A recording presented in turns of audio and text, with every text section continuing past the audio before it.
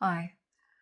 Couple of things. It's Becca from Entranced Awakening. And first up, I put up a free audio journey called Metamorphosis. And it's in my Soundwise, which you'll find in my bio. There is a tile called IG Peeps, and you'll find Metamorphosis there. You'll also find it as a single tile. I mean, you can listen to it free as a gift on the tile IG Peeps. If you choose to pay for it, then thank you. That's a different tile just called Metamorphosis. It seems highly appropriate for where we are right now in this last couple of weeks. That we're, once upon a time, you know, in generations gone by, if we were choosing to be seekers, enlightened beings or sages were beings that were practicing detachment and zero thought. I was saying to a client of mine now, that is no longer a luxury choice for the sages and the enlightened ones. It's time for us as a species, as this piece of consciousness, to start to practice what it is to not think and to enter into the space. You know, in thinking could be the clouds and the rest of the sky is the space. You know, where are you putting your attention? So Metamorphosis is very much about, you know, using the metaphor of the caterpillar, chrysalis, butterfly. All the transitions of what it is to really, truly begin to live this life awake here. There was something else I want to discuss with you as well. Indigenous tribes rarely, well, they eschew having their photo taken because they believe it will take away their spirit or capture their spirit. And I also feel that they also deeply know that they are not this body. We are not this body. We are not this thing that thinks. We are not the emotions. And so to try and capture their essence into something that they don't even relate to because they are not it. So I was thinking a lot about pondering more about memories and how false memories are. And we keep memories alive, per se, via this game of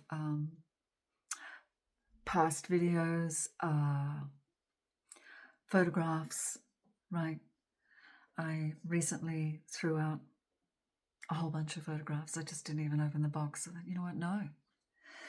That is, it keeps up this false identity, this imposter self that I love to talk about, because everything that the egoic mind, the separate self, thrives on is this idea of specialness, of being separate, of being better than, and all the other rest of it. And continuity. It needs this false continuity of photographs, of videos, of keeping a lot of stuff around us that anchors us into a past remembering of who we think we are. And we're just not that, guys. We're not. Now, if we keep still playing that game, then it keeps cementing this notion of separateness, that I'm separate from you and you're separate from me and separate from the clouds and everything else. And it keeps us in this very, very, very contracted, isolated, desperate state, because our natural states are what meditators would call meditation, right? Is meditation, is sweetness, is beingness, is softness, is stillness, is peace, is bliss, is laughter. Get the picture. Our unnatural states are when we are stressed out and we're anxious and we're full of regret and pressure. It doesn't feel good because it's simply not natural to live that way. It has been conditioned in us to live that way. It has been programmed in us to live that way. But there are many of us that are currently shifting their focus to create a new paradigm on what it is to be here. And I'm not even say be a human being, because that's also made up. We have life force. The rest is made up. What I know is that if I'm aware of something, then I am not that. I am not that. And when we can start to play in the spaces, be empty enough of who you think you are.